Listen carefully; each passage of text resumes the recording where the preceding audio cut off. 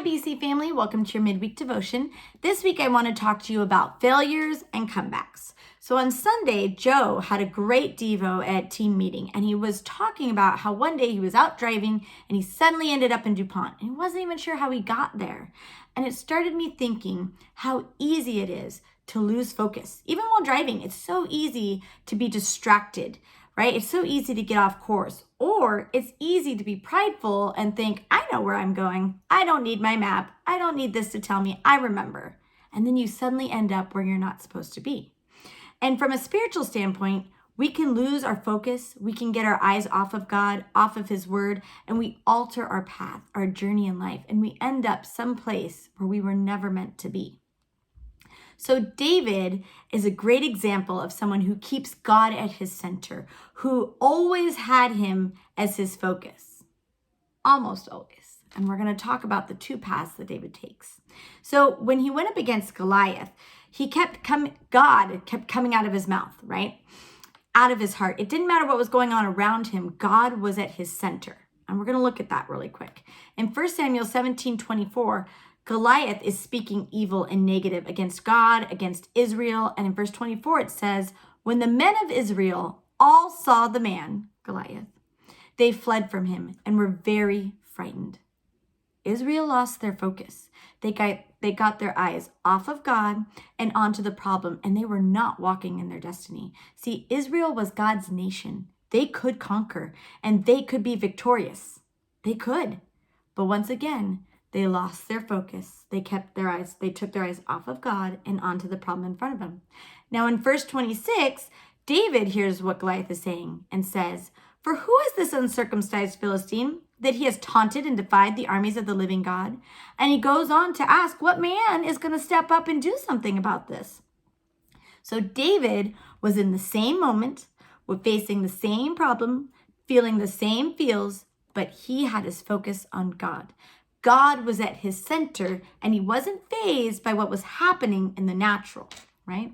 And if you continue on to verse 28, his brother Eliab was angry when he heard David say this.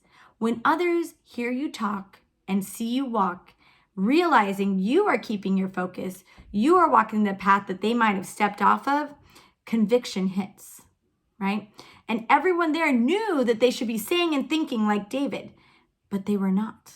So Eliab reacted out of his conviction, his anger, and he belittled David. He said words to hurt David, to throw him off course. But I love this part. In verse 30, it says, then David turned away from Eliab to someone else. Eliab was a distraction. The devil was trying to get David to lose focus, to turn away from what God had called him to do, and he was utilizing family as a distraction. But instead of engaging or being offended or trying to fix it, David turned away. He just turned away from it, right? He wasn't going to go off course. He wasn't going to get distracted.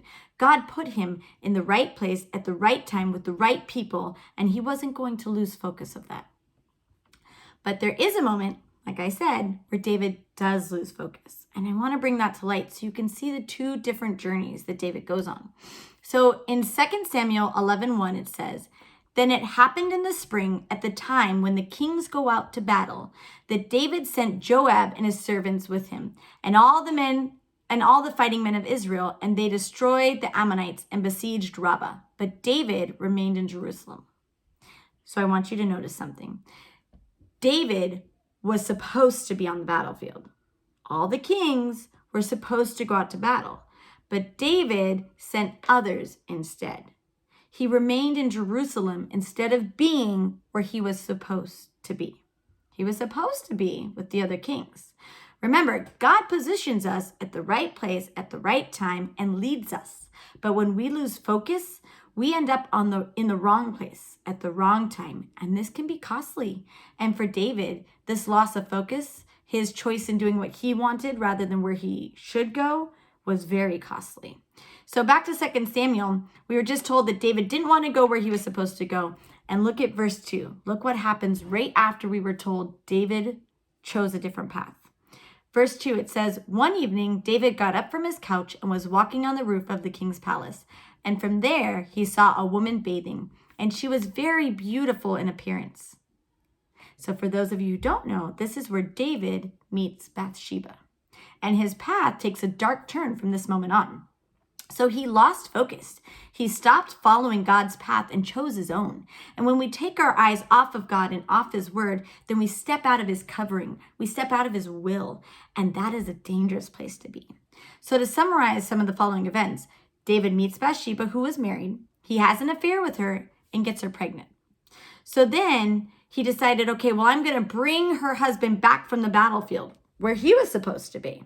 He's going to bring him back from the battlefield. So he brings him back to try and trick him into sleeping with his own wife to cover up the pregnancy, right? He keeps trying to cover up his sin. You see, when we lose focus and we start going down the wrong path, it becomes a spiral. And we keep trying to get out, but we can't until we turn our focus back on God. And instead of doing that, David is continuing to make his own path. So he tries this trick, right? He tries deception, but it doesn't work because Bathsheba's husband is honorable and he won't sleep with her until the battle's over. So then David decides, okay, well, let's put him back in the battle and everyone step away from him so that he dies, right? It seems harsh, but right here in verse 15, it says, he wrote in the letter, put Uriah in the front of the line of the heaviest fighting and leave him so that he may be struck down and die. So now David went from being an adulterer to a liar and a deceiver, and now he's a murderer. But he's still not turning to God. He was ignoring his sins and plodding along, not wanting to turn back to God. And as he continues down this path, the consequences of these choices becomes the death of his child with Bathsheba. So David committed adultery, became a liar and a deceiver, a murderer, and lost a child, all because he wasn't where God told him to be. He was in the wrong place at the wrong time. It's so important, especially in this day and age, to be led day by day, minute by minute, to constantly be walking with God at your center. Now, I did title this Devo Failures and Comebacks. So, because God can use failures. He can use a failure, but he can't use a quitter, right? And David made poor choices. He failed, he suffered, but he never quit God. He never quit trying. And God said he was a man after his own heart, even after all of that. Why? Because failure doesn't deter God. Forgiveness, God's forgiveness pours out. It pours the blood over us and washes away our sins. But David had to come back to God. He had to refocus his life. And when he did, his joy returned. And we see that in Psalms 32, 1-7. David wrote the Psalms. And it starts off by saying, blessed is he whose transgressions is forgiven. And in verse 3, it says, when I kept silent about my sin, my body wasted away through my groanings all the day long. David knew he was on the wrong path and his focus was not right, but he kept silent. And in verse 4, it says, for day and night your hand was heavy upon me. My energy was drained away as with burning heat of a summer. When we're walking down the wrong path, we're drained of energy and life, and it feels so heavy and burdensome. But in verse 5, we see his comeback. I acknowledged my sin to you, and I did not hide my wickedness. I said, I will confess all my transgressions to the Lord, and you forgave the guilt of my sin. And in verse 7, it says, you are my hiding place. You, Lord, protect me from trouble. You surround me with songs and shouts of deliverance. David had his comeback. He refocused. He brought God back to his center and was able to continue on in his journey. See, the enemy's tactics is to get you focused on something else, someone else, listening to someone else, prideful enough that you believe you can fix it, you can create it, you can do it all on your own, right? David's pride kept him trying to fix his sin until the death of his child brought him back to the one who could fix his sin. God is a good father, and he won't make you come back. But he also doesn't cause the bad. God didn't cause David to lose his child. David's choices led to that moment. And God had to sit on the sidelines waiting for David to turn around to him. But just like David turned from Eliab, David needed to turn from his path and his sins and go back to God. Because again, God can use failures, but he cannot use a quitter. So we just have to remember in this journey who we're coming back to. David, I'm sure, had to face a lot of people. When he chose to confess his sins and right his wrongs, he had to come back to Bathsheba. I mean, he had to acknowledge, he had to come back to a lot of people, right? But first he knew that he had to come back to God. We're coming back to a father who has every right to judge us, but chooses to love us and desires to love us. The prodigal son is a good example of this. He made poor choices. He took his own path. He lost focus. And then when he decided to come back, he knew he was going to have to come back to his brother. And let's all face it, that guy's going to be mad and offended and bitter. But he also knew that he was coming back to his father first. When we remember that we come back to God first, it means you can get healed, we get set free, and then we're in a better place to deal with the others. He came back to his father and he got restored. He got strengthened. He got clothed and refreshed. And now he could turn around and come back to his brother, right? And that's how it is in God's presence. We get healed and restored and we get right with God, and then we can come back to others. It's a journey to come back from failure, though. The prodigal son didn't just step over and boom, he was there. No, he had to walk back home. He had to take steps back to where he's going to go. And I'm sure after mile 1, he was probably worrying in his mind about I don't know if I can do this. They're going to hate me. But that's the first step.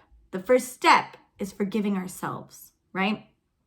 The first step is allowing forgiveness of God to wash over you. You can't bounce back if you carry the guilt and the feelings of being unworthy. Charlotte Gamble made Peter an example of this. Jesus helped him with this area. He said, okay, Peter, for every denial that you're going to do, I'm going to ask you a question. Do you love me? And he asked him this 3 times for Peter's 3 denials. And he did this because it was helping him come back. It was helping him bounce back. A trade-in, right? I deny you for I love you. But it's not just one step. It's a journey to fully forgiving yourself. So this week, I want you to work on maintaining your focus, keeping God at your center. But if you lose sight, if you get distracted or you get lost, remember you can make a comeback. God can use you even in your failures. God can put you back on track, but you have to forgive yourself. You have to move past your failure and step into the newness that God has for you. Shed that coat, right? And put on the new one in order to continue on your journey with your head held high. David didn't take off his crown because he sinned, because he chose the wrong path and lost focus. No, he remained king. The prodigal son came back and took his rightful place again, despite his mistakes, right? If you realize you have lost your focus, then take the first steps to come back. Take the first step in your comeback. Turn back to God and ask for forgiveness, and then forgive yourself. And after that, it's step by step by step to your comeback. But do it with your head held high. David remained king even through his failures and his comeback. He never lost his crown. You are a child of God, and you can turn around and come back into where you're supposed to be, into the presence of God as his sons and daughters. Have a great week.